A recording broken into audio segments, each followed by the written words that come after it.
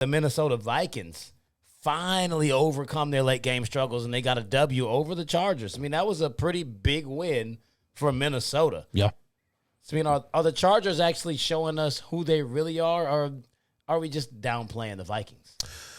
I don't know. That's a very good question, because we know Minnesota is a team that always plays hard. You go and look at their schedule. I mean, every single win or loss is coming down to 3-4 points or less, last play, last quarter, overtime type of thing. So, we know Minnesota is a team that plays hard, but I think as long as they have Kirk Cousins behind the helm, they're not going to really truly chase success, But when you talk about the Chargers here, ever since that barn burner that they've had with the Cleveland Browns a few weeks back, they've lost 3 of their last 4. Justin Herbert has not been the same quarterback at all. He hasn't actually thrown for 2 touchdowns in over a month now. His pass yards per game have dropped by 70 yards, passer rating, all of those stats there. And at the end of the day, the defense with the Chargers is really inconsistent like Baltimore is. They struggle with Justin Jefferson all day down the field.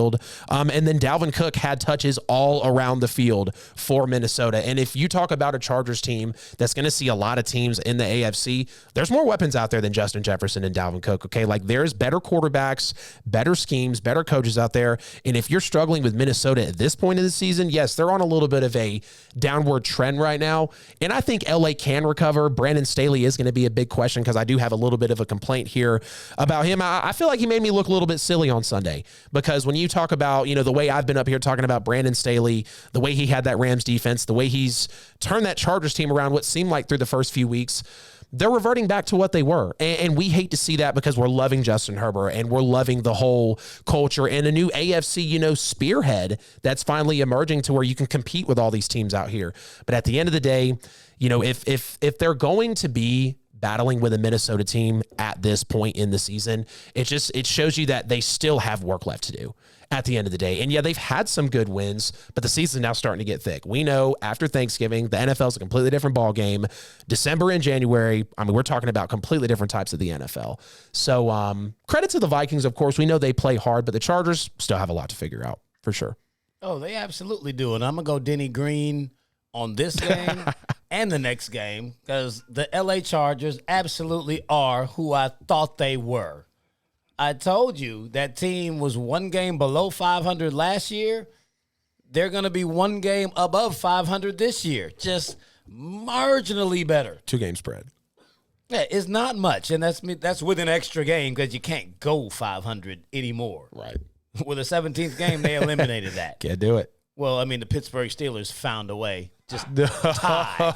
Oh, yes, they did. If you get a tie, you can go 500, and magically, we still not had any losing seasons. Miss me with that. Not a loss. But, it's for real, for real. They were 7-9 last year.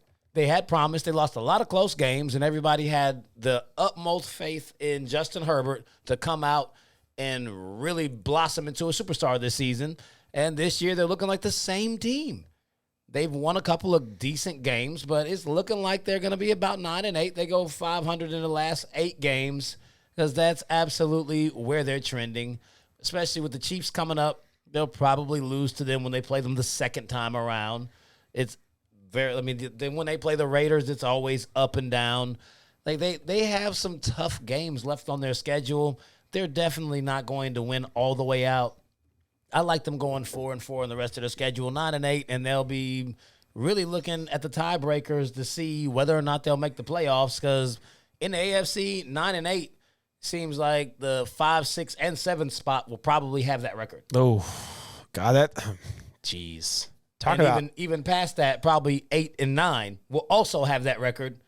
And it'll be all according to who you beat and who you lost to. Yep, where you were at, conference, division, all that. Because, you think about the 7th seed in the NFC, that's going to go to an 8-9 win team. Maybe a 10-win team. I could see a 10-win team coming out of there. But the NFC's real top-heavy, at the end of the day. AFC, like I said, you've got 7 teams in the AFC right now with 5 wins. Whether it should be that way or it isn't, it's going to play a factor into these playoffs when it comes around, January, February.